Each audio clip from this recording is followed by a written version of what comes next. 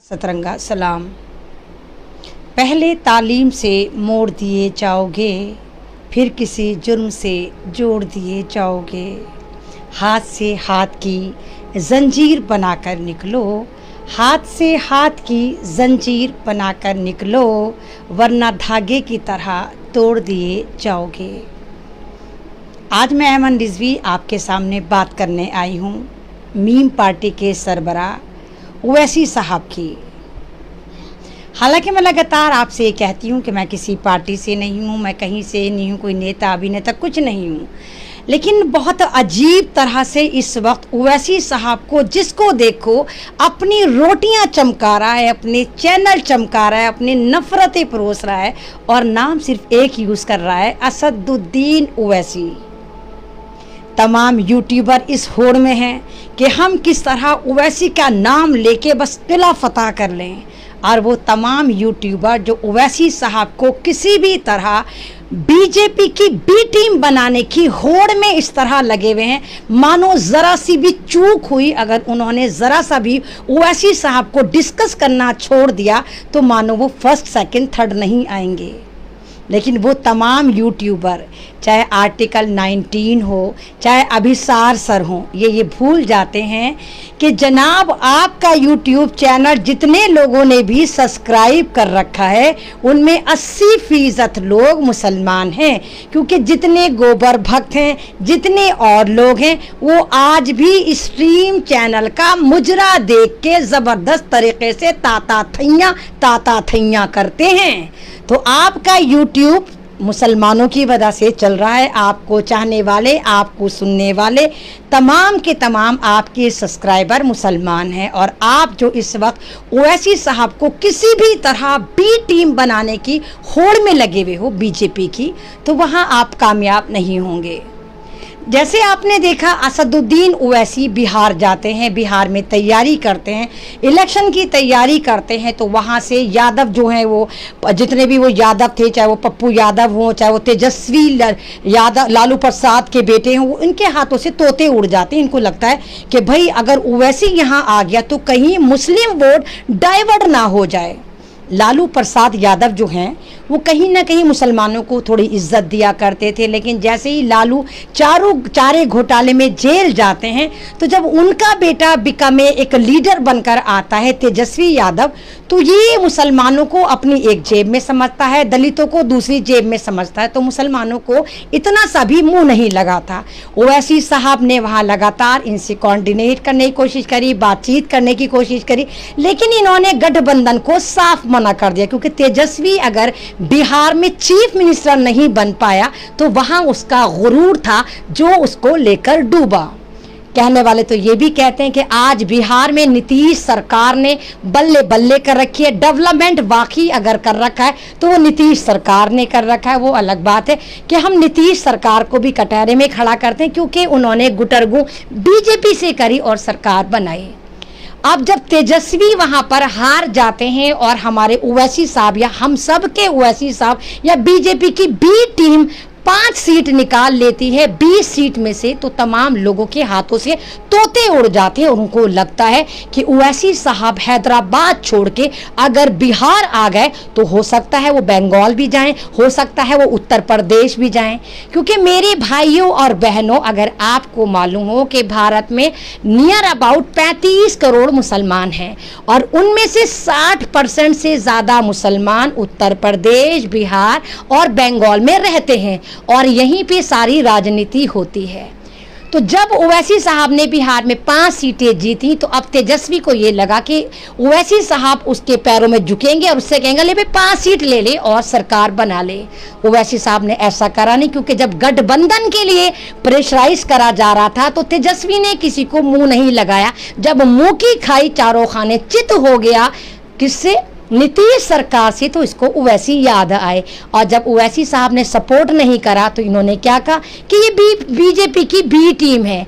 जबकि आपको अगर पता हो, लालू प्रसाद को जेल से बाहर निकालने की जो डीलिंग करी गई थी, और वो मैंने लाइव में बोली थी जिस वक्त बिहार में इलेक्शन थे, कि वो डीलिंग करी गई थी। तेजस्वी ने 5 आरएसएस के नेताओं को टिकट दिया था, उस शर्त पे टिकट दिया था कि इनकी डीलिंग हुई थी अंदर खाने आरएसएस से कि हम लालू यादव को बाहर निकाल देंगे, और आज लालू यादव बाहर हैं।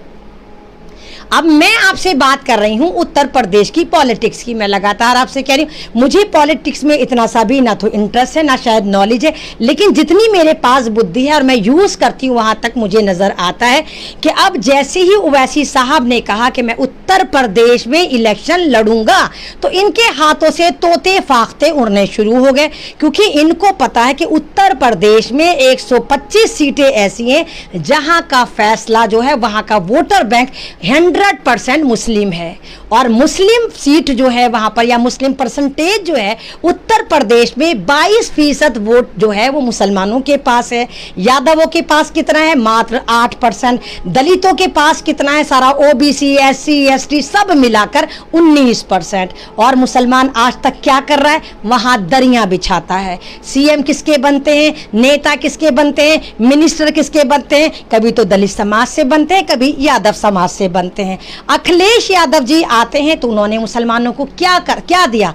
उन्होंने अगर डेवलपमेंट दिया, बहुत अच्छा डेवलपमेंट दिया, लड़कियों के लिए सोचा, लड़कियों को स्कॉलरशिप दी, सब दिया। लेकिन क्या उनके राज्य में मुसलमान मंत्री बने, अच्छी पोस्ट पर गए? कोई फाइनेंस मिनिस्टर बना, कोई एजुकेशन मिनिस्टर बना? नहीं बना। या उप मुख्यमंत्री बना? नहीं बना। क्या मुलायम सिंह यादव के राज्य में बना? नहीं बना। अब मायावती जी की तरफ आ जाते हैं। मायावती जी जो खुद को कहती है मैं दलितों की नेता हूं, वो अलग बात है कि जब भी यूपी में, उत्तर प्रदेश में दलितों पर जुल्म होता है तो मायावती जी अपने हाथ खड़े कर लेती हैं और बीजेपी की गोद में जाकर बैठ जाती हैं। क्योंकि जुल्म करने वाली सरकार कौन है? ठाकुरों की सरकार। अखिलेश यादव को तो खैर ये दुश्मन मानती ही हैं, लेकिन अब जो सरकार है वो किसकी सरकार है? योगी महाराज की सरकार है। और जनाब हमारी दीदी ने, हमारी मायावती बहन जी ने तो यहाँ तक कह दिया, अगर अखिलेश यादव को हराने की जरूरत पड़ी तो मैं पूरी की पूरी बीजेपी की गोद में जाकर बैठ जाऊंगी। और उसका उदाहरण अभी बहन जी ने दिया। जैसे आपको पता है 2-3 दिन पहले यूपी में जितने भी जिला पंचायत की इलेक्शन हुए थे, इनका एक लीडर चुना जाना था, इनका एक अध्यक्ष चुना जाना था, तो मायावती जी ने हाथ खड़े कर दिए, बीजेपी से सेटिंग कर ली कि मैं नहीं खड़ी होती, तुम सारे के सारे अध्यक्ष बीजेपी के बना लो। हुआ ये। और जहां पर दूसरी पार्टी के, चाहे वो यादव समाज पार्टी के हों या अखिलेश यादव के हों या दूसरी लोग पार्टी के हों, वो जो खड़ा होने की कोशिश कर रहे थे, बीजेपी ने गुंडागर्दी से उनको रोक लिया। ठीक, मैंने गलत बोला? नहीं बोला। अब मायावती जी जो हमेशा बीजेपी की गोद में रहती हैं, सबसे ज्यादा उड़द चावल अगर किसी के पेट में बनना है तो वो मायावती जी के पेट में बनना है। उनको ये लग रहा है कि मैं इस बार फिर मुसलमानों को बेवकूफ बनाऊंगी और कहूंगी, मुसलमानों मैं तुम्हारी माँ, तुम्हारी बहन, मैं तुम्हारी बेटी, आओ मेरे लिए दरियां बिछाओ, आओ मेरे पे वोट बैंक लुटा दो। इनको लगता है मुसलमान तो बेवकूफ़ होता है। और उत्तर प्रदेश की जो राजनीति है वहाँ पर हमेशा मुसलमान अब तक बेवकूफ़ बनता चला आया। लेकिन जैसे ही उत्तर प्रदेश में ओवैसी साहब ने दस्तक दी तो इन सबको लूज मोशन होने शुरू हो गए, चाहे वो अखिलेश यादव हो, चाहे वो बीजेपी हो, चाहे वो आरएसएस हो, चाहे वो हमारी मायावती जी हो, सबको लूज मोशन होने शुरू हो गए। इनको लग रहा है अगर 125 सीट में से जो मुस्लिम बहुमत इलाका है, अगर वहां पर ओवैसी साहब ने 100 बंदे भी खड़े कर दिए तो क्या होगा? ये मुसलमान जो हमारे लिए दरियां बिछाते हैं, हम जो यादव मात्र 7-8% हैं, हम जो ठाकुर मात्र 6-7% हैं, और हम यहाँ पर चीफ मिनिस्टर बनकर बैठ जाते हैं। अगर ओवैसी साहब यहाँ पर आ गए और मुसलमानों की पहली पसंद बन गए तो क्या होगा? आप भी सोचिए क्या होगा। होगा क्या होगा? इंशाअल्लाह चीफ मिनिस्टर ना सही, उप मुख्यमंत्री आपका होगा, मुस्लिम समाज से होगा। यही वजह है कि पूरा का पूरा मीडिया मैनेजमेंट के साथ इस वक्त यूट्यूब मैनेजमेंट भी पूरी की पूरी लगा दिया है ओवैसी के पीछे, कि बस ओवैसी के पीछे रोटियां सेको, ओवैसी को बदनाम करो, ओवैसी पे रोटियां सेको, ओवैसी को बी टीम, सी टीम, डी टीम बताओ। आप बताइए, जब बंदा कोई पार्टी बनाता है, क्यों बनाता है? ओवैसी साहब ने अगर कोई पार्टी बनाई और जो नेशनल पार्टी बन गई, तो क्या ओवैसी साहब ने घुइयां छिलने के लिए बनाई थी कि जी वो हैदराबाद के शेर बन के रहेंगे, वो उत्तर प्रदेश में नहीं आएंगे, वो बंगाल नहीं जाएंगे, वो बिहार नहीं जाएंगे, वो दिल्ली नहीं जाएंगे, और जहां से वो जाएंगे वहां पर हम उनको आरएसएस का एजेंट बता देंगे, मोदी जी की बी टीम बता देंगे। तो भाइयों और बहनों, इस चीज को आप समझिए। मैं ना ओवैसी साहब की तारीफ कर रही हूं, ना मैं कांग्रेस की तारीफ कर रही हूं, ना मैं अखिलेश की बुराई कर रही हूं, ना मैं ममता जी को बुरा कह रही हूं, ना मैं मायावती जी को बुरा कह रही हूं। मैं आपके दिमागों में वो बता रही हूं जो फतूर ये आपके दिमागों में भर रहे हैं कि Owaisi B team, Owaisi B team, Owaisi B team. अगर ओवैसी साहब संवैधानिक तरीके से कोई बात करते हैं, आप हमेशा देखिए, कोई भी भारत में मॉब लिंचिंग होती है, सबसे पहला स्टेटमेंट कौन देता है? ओवैसी साहब देते हैं। कोई भी गलत कानून पास होता है, सबसे ज्यादा चीखम चिल्ली कौन मचाता है? ओवैसी साहब मचाते हैं। कोई भी कुछ चीज होती है पार्लियामेंट में, उस इशू को कौन लेकर जाता है? ओवैसी साहब लेकर जाते हैं। आप बताइए, और कोई मुस्लिम नेता लेकर जाता है? अभी यहाँ पर दाढ़ी काटी गई, लोनी में मुसलमान आदमी की, अब्दुल समद नाम के आदमी की मॉब लिंचिंग करी गई। क्या मुलायम सिंह ने कुछ बोला? क्या अखिलेश ने कुछ बोला? क्या कांग्रेस ने कुछ बोला? क्या किसी मुस्लिम पर्सनल लॉ बोर्ड ने कुछ बोला? या किसी मुसलमान रहनुमा ने, या मजहबी रहनुमा ने, या हमारे धर्म गुरुओं ने कुछ बोला? किसने बयान दिया? सबसे पहले ओवैसी साहब ने कहा कि जय श्री राम के नारे लगाने वालों की गुंडागर्दी को बर्दाश्त नहीं करा जाएगा। अब मैं आपको और पीछे लेकर चलती हूँ। आपको याद होगा, मैं भी गई थी मेवात में, आसिफ नाम के लड़के की मॉब लिंचिंग हुई। मैं भी वहां गई थी। बहुत सारे लोगों ने मुझे वहां जाने से मना करा था, मत जाओ, तुम्हारी जान को खतरा है। तो वहां भी सबसे पहला स्टेटमेंट किसने दिया? वही बी टीम, आरएसएस के एजेंट ने मुसलमानों के फेवर में स्टेटमेंट दिया कि मुसलमानों पे इस तरह का जुल्म नहीं सहा जाएगा, इस तरह मॉब लिंचिंग नहीं सहा जाएगी। ओवैसी साहब तो बी टीम के थे। तो ऐसी कैसी बी टीम है कि जब भी मुसलमानों पर जुल्म होता है तो ये बी टीम सबसे आगे आती है, सबसे ज्यादा मुसलमानों के हक में बोलती है। जब एनआरसी पास हुआ था, लागू हुआ था, तो पार्लियामेंट के इजलास में वो कौन नेता था जिसने एनआरसी का बिल फाड़ा था? बताइए कौन नेता था? ओवैसी साहब थे, जिन्होंने बोला था जय भीम जय मीम, और ये कह के उन्होंने एनआरसी की कॉपियां फाड़ दी थी।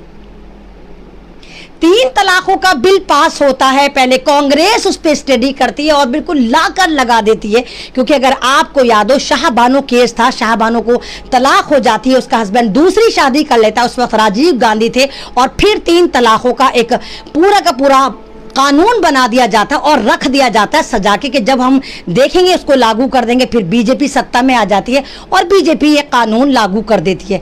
आप बताइए, क्या 3 तलाकों का कानून लागू होना चाहिए था? 3 तलाकों का कानून शायद आपको नहीं पता, मैं बताती हूँ क्या है। अगर आप, मेरा हस्बैंड, सपोज दैट मेरा हस्बैंड, मैं मुस्लिम समाज से, मुझे तलाक दे देता है और मैं पुलिस के पास जाती हूँ कि मेरे हस्बैंड ने मुझे तलाक दे दी, तो सरकार कहती है तुम्हें तलाक नहीं हुई और मेरे हस्बैंड को पकड़कर जेल में डाल देती है। कितने साल के लिए? 3 साल के लिए डाल देती है और कहती है जमानत भी नहीं होगी। अब 3 साल तक मेरे बच्चे मैं कहां पर पलेंगे? वो खर्चा भी मेरा शौहर देगा जिसको मैंने जेल में डलवा दिया। 3 साल बाद मेरा शौहर आता है और फिर सरकार कहती है कि नहीं, इसको तलाक नहीं हुई, ये बीवी तुम्हारी ही है। तो किस मर्द में ऐसा जिगरा होगा कि वो अपनी बीवी के साथ रहेगा जिसने उसको जलील करा और जेल की हवा खिलाई? उस एक तलाक पर पूरे 150 लोग डिस्टर्ब हुए, लड़की के घर वाले, लड़के के घर वाले, ननिहाल वाले, दधियाल वाले, खुद वो औरत और उसके बच्चे। तो मोदी जी ने मुसलमानों को ये गिफ्ट दिया था, 3 तलाकों के नाम पे मुसलमानों को बर्बाद करा था। मोदी जी को अगर बड़ा लेबर पेन आ रहा था बीजेपी को, तो बनाती कानून, बनाती जहेज पे कानून बनाती। जहेज में कितनी लड़कियां जलती हैं, कोई कानून नहीं बनाया। और अब ये जितने ड्रामेबाजी है, मॉब लिंचिंग के बारे में चल रहा है केस, क्या मॉब लिंचिंग में कोई कानून बना? कुछ नहीं बना। हम ना बीजेपी बीजेपी के खिलाफ हैं, ना हम कांग्रेस के खिलाफ हैं, ना हम अखिलेश के खिलाफ हैं, ना हम मायावती के खिलाफ हैं, ना हम ममता के खिलाफ हैं। मैं हमेशा हक का साथ देती हूँ, आपको अवेयर कराती हूँ कि आप दिमागों के ढक्कन खोलिए और देखिए आपके साथ कितना जबरदस्त षड्यंत्र करा जा रहा है। और ये तमाम लोग अब हिंदू बनकर एक ही प्लेटफॉर्म पर आकर चीखम चिल्ली बना रहे हैं। जो कल तक यादव होते थे, कल तक ठाकुर होते थे, कल तक दलित होते थे, कल तक आदिवासी होते थे, आज यही यूट्यूब पर आकर तमाम के तमाम हिंदू बन गए हैं और आपको बेवकूफ बना रहे हैं और इकलौते असदुद्दीन ओवैसी को टारगेट कर रहे हैं कि भाई ये बीजेपी का बंदा है और ये यूपी में 100 सीटों पर लड़ रहा है। कोई राजभर साहब भी हैं यूपी से, वो जो सन 2019 में बीजेपी के साथ थे, यानी वो बी टीम नहीं है जो बीजेपी के अंदर रहती है फिर बीजेपी को छोड़ देती है, तो ये दूध के धुले बन जाते हैं। असदुद्दीन ओवैसी जिन्होंने कभी बीजेपी के साथ गठबंधन भी नहीं करा, हमेशा अगर उनके फादर को कंगाल कर देखें कि उनके फादर का गठबंधन अगर कभी रहा तो कांग्रेस के साथ रहा, और आज उनको बी टीम किसका बताया जाता है? बीजेपी की। अभिसार साहब एक हैं, बड़ी फैन हूं मैं उनकी, बड़ी इज्जत से उनको सुनती थी, लेकिन बड़ा अजीब लगता है। अभिसार शर्मा एक रिपोर्टर हैं, अपना यूट्यूब चैनल भी चलाते हैं, डिफरेंट चैनल पे जाकर अपने इंटरव्यूज भी सेल आउट करते हैं। तो आजकल वो भी ओवैसी साहब के पीछे पड़े हुए, फरमाते हैं ओवैसी साहब के अकाउंट कंगाले जाएं, उनके पास इतना पैसा आता कहां से है?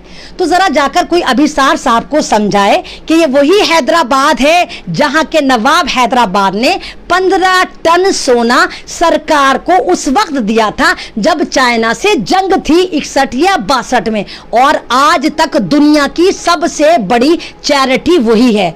15 टन सोना ख्वाब में भी आया, तब तो ये सारे नारंगी कुत्ते तमाम गुफा की औलादे नहीं आए कि कठ मुल्लो तुम्हारी हिम्मत कैसे हुई, तुमने 15 टन सरकार को डोनेट कर दिया। तब संघियों ने क्या करा था भारत के लिए? तो नवाब हैदराबाद के खानदान से ताल्लुक है ओवैसी साहब का, जिनके अकाउंट कंगालने की बात की जा रही है। और दूसरी बात, सवाल तो ये भी बनता है, जितने चड्डीधारी हैं इनकी औकात नहीं, 2-2 रुपए पर कमेंट रहते हैं, तो क्या इनके डेटे कंगालने की बात कभी किसी चैनल वाले ने करी? कभी किसी ने कहा कि आरएसएस के अकाउंट कंगाले जाएं? कभी किसी ने कहा फूटे मुंह, किसी ने कहा कि आरएसएस पे बैन करा जाए? किसी ने कहा कि आरएसएस की गतिविधियां जो है हमेशा भारत के अगेंस्ट चलती हैं? किसी ने पूछा कि नागपुर की जो नाजायज औलादे, इनका खर्चा पानी कहां से चल रहा है? खाते किसके कंगाले जाएंगे? कठमुल्लाओं के, आपके, हमारे, ओवैसी साहब के। तो सुधर जाओ मेरे यूपी वालों, इलेक्शन है, अभी भी समझ जाओ कि तुम्हारा वोट मोदी के वोट के बराबर है। तुम्हारा वोट वही वैल्यू करता है जो मोदी जी का है, जो योगी का है, जो अखिलेश का है, जो मुलायम का, तमाम लोगों का वोट जो इक्वल है वो भी तुम्हारा भी उतना ही इक्वल है, चाहे तुम झुग्गी झोपड़ी में रहते हो। तो 125 सीटों का जो करनी धरनी है या हिसाब किताब है वो तुम्हारे हाथ में। तुम यूपी की दिशा दुर्दशा दोनों बदल सकते हो, और यही वजह है कि इनके पेट में उड़द चावल पकने शुरू हो गए। हाय, अगर ओवैसी आ गया तो कहीं ये 70, 80 या 90 सीट ना निकाले और हमारा घंटा ना बजा दे। जो मुसलमान हमारे लिए दरियां बिछाते हैं, जी हुजूरी करते हैं, कहीं वो कामयाब ना हो जाए। आप देखिए, रावण रावण रावण करके एक आए चंद्रशेखर आजाद, बिहार गए थे बेचारे, पप्पू को हरवा कर आ गए, अपने आप तो बाद में जीतते। चंद्रशेखर आजाद ऐसी पनौती साबित हुए कि बेचारे पप्पू यादव जो बिहार के मसीहा थे, बिहार के लिए इतना खर्च करते थे, ऐसी पनौती साबित हुए कि पप्पू यादव भी अपना एमएलए वाली सीट नहीं बचा पाई। ये तो बात में खाता खोलते। तो क्या यूपी वालों ने सवाल करा कि जब यूपी में दलितों की एक पार्टी ऑलरेडी है नहीं है, मायावती बहन जी, मायावती की इतनी बड़ी बसपा पार्टी है, तो फिर ऐसी कौन सी वजह थी कि चंद्रशेखर आजाद की पार्टी बनी? करा आपने सवाल। और तमाम की तमाम बात यह है कि चंद्रशेखर आजाद की दरियां उठाने वाले, चंद्रशेखर आजाद को शेर बनाने वाले, चंद्रशेखर आजाद को फंडिंग करने वाले आप ही बेवकूफ मुस्लिम समाज के लोग हैं जो चंद्रशेखर के आगे पीछे दुम हिलाते फिरते हैं और वो फकर से मूछे मरोड़ के कहते आई एम ग्रेट चमार। ये है आपकी औकात। अपने लिए आप कुछ नहीं करते, ना अपने लीडरों को प्रमोट करते हैं, आप हमेशा दूसरों के दुम छल्ले बनते हैं। और अल्लाह ताला खुद यही वाली बात कहता है, मैं बार बार ये शेर पढ़ती हूँ, गैर परों से उड़ सकते हो हद से हद दीवारों तक, गैर परों से उड़ सकते हो हद से हद दीवारों तक, अंबर तक तो वो जाएंगे जिनके अपने पर होंगे। तो जब आप दूसरों के परों से उड़ने की कोशिश करेंगे, ऐसे ही छपाक धूल धपड़धुस होंगे, ऐसे ही जमीन बोस होंगे, ऐसे ही लोग आप पे आएंगे, आपके नेताओं पे लाइव बनाएंगे, बी टीम बताएंगे। आपका कोई भी नेता उठने की कोशिश करेगा, आरएसएस का एजेंट बताकर उसको धपड़धुस कर देंगे। और इसमें आप सबसे ज्यादा जिम्मेदार होंगे, क्योंकि अल्लाह ताला ने आपको अशरफुल मखलूकात बनाया है। तमाम उम्मत में, तमाम चरिंदों में, परिंदों में, दरिंदों में आपको सबसे ज्यादा अकल दी। क्या आप अपनी अकल यूज करते हैं? सवाल ही नहीं उठता। भारत का मुसलमान तो अकल यूज करता ही नहीं है, ये अपनी अकल गिरवी रख देता है, बाद में किस्तों में उधार लेकर आता है और फिर सोचता है कि हाँ सही है। ओवैसी को कह रहे हैं आरएसएस का एजेंट, हाँ होगा, ऐसे थोड़े कह देंगे अभिसार सर, ऐसे थोड़े कह देगा आर्टिकल 19 वाला, ऐसे थोड़े कह देगी ममता, ऐसे थोड़े कह देगी माया, ऐसे थोड़े कह देगा अखिलेश। अपनी अकल नहीं लड़ाएंगे। असदुद्दीन ओवैसी ने कौन सी ऐसी बात कही कि आपको ऐसा लगा वो आरएसएस के हैं? हमेशा आपकी सपोर्ट करी, हमेशा दीन को, दुनिया को साथ लेकर चले। और मेरा दीन कहता है कि जो पक्का दीन होगा, दीन में शामिल होगा, इस्लाम में शामिल होगा। दीन और सियासत एक सिक्के के दो पहलू हैं। आप दीन में अगर हैं तो सियासत भी आपको साथ लेकर चलनी होगी। तो उत्तर प्रदेश के मेरे बहन भाइयों, अगर अभी भी तुमने अकल ना खोली, अभी भी तुमने दूसरों के लिए दरियां बिछाई, दूसरों को प्रमोट करा, दूसरों के दुम छल्ले बने, दूसरों से जलील हुए, दूसरों पे फूल मालाएं फेंकी, तो आप याद करना कि इस बार इतिहास नहीं लिखा जाएगा। इस बार फिर दंगे होंगे। और दंगों में क्या होगा? जैसे मुजफ्फरनगर में दंगे हुए थे, क्या हुआ था जब मुजफ्फरनगर में दंगे हुए थे? ये इनकी चाल है, ये स्ट्रैटेजी है इनकी कि ये मुसलमान सोसाइटी में आग लगा देते हैं, मुसलमान सोसाइटी में हिंदू मुस्लिम करवा देते हैं, और फिर जब पूरी जगह ध्वस्त हो जाती है, फिर मुसलमानों को झुग्गी झोपड़ियों में लाकर डाल दिया जाता है। और फिर वो सारी जिंदगी उसी नाली, उसी गटर, उसी स्लम्स एरिया में बिजली पानी के लिए तड़प तड़प कर मर जाते। ना स्कूल होता, ना कुछ होता। और इस बात की मिसाल मुजफ्फरनगर दंगे हैं, और भी बहुत सारे दंगे हैं, मेरठ दंगे हैं। तो ये आप पे स्टेप बाय स्टेप अटैक कर रहे हैं। मैं लगातार आपसे फिर भी यही कह रही हूं कि अभी भी अकल के नाखून लो। जो आप लोगों को दिखा रहे हैं कि हाँ असदुद्दीन ओवैसी हैदराबाद का ये आरएसएस का एजेंट यूपी में एंट्री कर रहा है, तो समझ लो ये आपसे डर गए, ये आपकी पावर से डर गए, ये मुसलमानों की 125 सीटों से डर गए जो आपके हाथ में, और जिनका आप फैसला कर सकते हैं। आप अगर चाहें आज भी मीम पार्टी को मजबूत कर सकते हैं। कुछ भी हैं आपके नेता हैं, कुछ भी हैं आपके लिए बात करते हैं, कुछ भी हैं आपके हक के लिए लड़ते हैं, कुछ भी हैं आपके लिए आवाज उठाते हैं। तो बिहार में जिन्होंने अपनी हार देखी है, तेजस्वी ने देखा है कि किस तरह 20 सीटों में से ओवैसी साहब 5 सीटें ले गए, तो वही डर इनको अब उत्तर प्रदेश में सता रहा है कि अगर ओवैसी साहब उत्तर प्रदेश में मजबूत हो गए तो ये मुसलमान वोट हमारे हाथ से निकल जाएगा, 125 सीटें हमारे हाथ से निकल जाएंगी। और मैं इसी वजह से आपको लगातार अपडेट दे रही हूं कि एक हो जाओ। तमाम बुद्धिजीवी यूपी में मीटिंग्स करें, अपने अपने इलाकों में एक कैंडिडेट उतारें और कहें हम इसी को वोट देंगे। अपना वोट बटने मत दे, क्योंकि जहां भी मुस्लिम बहुबली इलाका होगा वहां पर कांग्रेस भी मुसलमान खड़ा करेगी, ओवैसी साहब तो मुसलमान खड़ा करेंगे ही करेंगे, यादव भी मुसलमान खड़ा करेंगे, मायावती भी मुसलमान खड़े करेंगे, और 4-5 चवन्नी चोर जो हैं वो आजाद होकर वोट काटेंगे। और फायदा किसको होगा? सीधा बीजेपी को फायदा होगा। और असल में बीजेपी की जो बी टीम है वो ओवैसी साहब नहीं, अगर आप देखें या तो वो आजाद साहब हैं या वो मायावती जी, क्योंकि ये दोनों वोट काटने वाले हैं और ये दोनों दलितों का वोट बंटवाएंगे और पूरा का पूरा अगर कुछ होगा, मायावती खुद कह चुकी हैं कि मैं अखिलेश यादव को हरवाने के लिए अगर मुझे जरूरत पड़ी मैं बीजेपी की गोद में जाकर बैठ जाऊंगी। तो इस वक्त उत्तर प्रदेश के लोगों को समझना चाहिए कि उनके हालात किस तरह है। मुसलमान हैंडीकैप्ड की तरह होता है। भारत का मुसलमान 70 साल से या 75 साल से एक अपाहिज वाली जिंदगी जी रहा है। जब इलेक्शन होते हैं तो हर पार्टी आती है, मुसलमान को लल्ला बनाकर गोद में झूले झुलाना शुरू कर देती है, लोरियां सुनानी शुरू कर देती है, और जैसे ही इलेक्शन होते हैं आप उनको वोटिंग कर देते हैं, फिर आपको रेंगने के लिए 5 साल सड़क पर तड़पता हुआ छोड़ दिया जाता है। आपकी मॉब लिंचिंग होती है, आपके धर्मगुरु चुप रहते हैं, आपकी बेटियों को मारा पीटा जाता है, आप चुप रहते हैं, आपकी मस्जिदों को टारगेट करा जाता है, आपके तमाम धर्मगुरु चुप रहते हैं, और ये तमाम पार्टी जिनको आपने चुना होता है ये भी चुप रहती है। आपके कलामे पाक को टारगेट करा जाता है, ये चुप रहते हैं। आपके मजहब को टारगेट करा जाता है, ये चुप रहते हैं। क्यों चुप रहते हैं? क्योंकि इनको पता है कि मुसलमान बेवकूफ होता है। जब इलेक्शन आएगा 1 साल पहले फिर हम इनको बेवकूफ बनाकर वोट ले लेंगे। तो ये तमाम राजनीति, ये तमाम पॉलिटिक्स यूपी के मुसलमानों को समझनी चाहिए।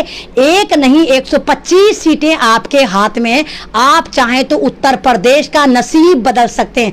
आप चाहें तो इंशाल्लाह इस दफा उत्तर प्रदेश का चीफ मिनिस्टर ना सही तो अगर उप चीफ मिनिस्टर तो हो सकता है, मतलब वाइस चीफ मिनिस्टर तो हो ही सकता है। अगर वैसे मुख्यमंत्री ना बने तो उप मुख्यमंत्री तो बन ही सकता है। हिंदी बोल बोल के इंग्लिश मिस हो जाती है, उर्दू बोल बोल कर हिंदी मिस हो जाती है। मेरी हिंदी बेहद ख़राब है, मुझसे नहीं बोली जाती, लेकिन मैं कोशिश करती हूँ कि मैं हिंदी बहुत अच्छे से बोलूँ और पूरी कोशिश करती हूँ कि मैं हिंदी बोलूँ। तो ये लाइव मेरा आपको इसीलिए दिखाने के लिए था, आपकी आंखें खोलने के लिए था कि तमाम मीडिया पर, स्ट्रीम मीडिया पर, तमाम यूट्यूब मैनेजमेंट इस वक्त ओवैसी साहब के खिलाफ एक एजेंडा चला रही है कि उन्हें किसी भी तरह बीजेपी का एजेंट बना के मुस्लिमों को वर्गलाया जाए और मुस्लिम वोट को या तो यादवों की तरफ ट्रांसफर करा जाए, या दलितों की तरफ ट्रांसफर करा जाए, या बीजेपी की तरफ ट्रांसफर करा जाए। अब आपको समझना है, क्योंकि आप अक्ल शऊर रखते हैं कि आपको उत्तर प्रदेश में अपने हक चाहिए, इंसाफ चाहिए, अपनी बेटियों की हिफाजत चाहिए, अपनी मस्जिदों की हिफाजत चाहिए, अपने कलाम पाक की हिफाजत चाहिए, कॉन्स्टिट्यूशन की हिफाजत चाहिए। तो आप किसको चुनते हैं, ये वाली बात आपको खुद सोचनी चाहिए। इंशाल्लाह जिंदगी रही तो फिर मुलाकात होगी। आप तमाम लोगों से बस यही रिक्वेस्ट है, मेरा लाइव अगर आपको अच्छा लगता है, मैं एक आवाज हूं, एक सच की आवाज हूं, स्टडी करके आपके पास आती हूं, विद फैक्ट आपसे बात करती हूं। अगर लाइव अच्छा लगता है तो प्लीज इसको हाथ के हाथ अगर शेयर करते हैं तो इसकी रीच बढ़ जाती है, क्योंकि मेरा पेज इस वक्त ओपन है, लेकिन मेरा अकाउंट ये सरकार लगातार ब्लॉक करके रखती है, क्योंकि इसको पता है कि मेरी आवाज इंटरनेशनल आवाज है। अल्हम्दुलिल्लाह 80 या 90 मुल्कों में मेरी वीडियो जाती है, मेरा लाइव जाता है, इसलिए सरकार मुझसे बहुत डरती है। मेरे अकाउंट को बार बार बेमकसद ब्लॉक कर देती है, और अभी भी मेरा अकाउंट ब्लॉक है, लेकिन उसके बावजूद मैं लगातार आपके सामने आती हूँ, आवाज उठाती हूँ, आपको जगाने की कोशिश करती हूँ और कहती हूँ हम जिंदा हैं तो हमें जिंदा नजर आना भी चाहिए। हम जिंदा कौम हैं, नहीं तो हमारा हाल ऐसे ही होगा जैसे आप देखो हर तरफ मॉब लिंचिंग का बाजार गर्म है। और कल किस तरह बिहार में एक मुस्लिम औरत को मॉब लिंचिंग करके मारा गया, उसकी बेटी के साथ गलत हरकत करी गई, उसके भतीजे को मारा गया, उसके घर में आग लगा दी गई।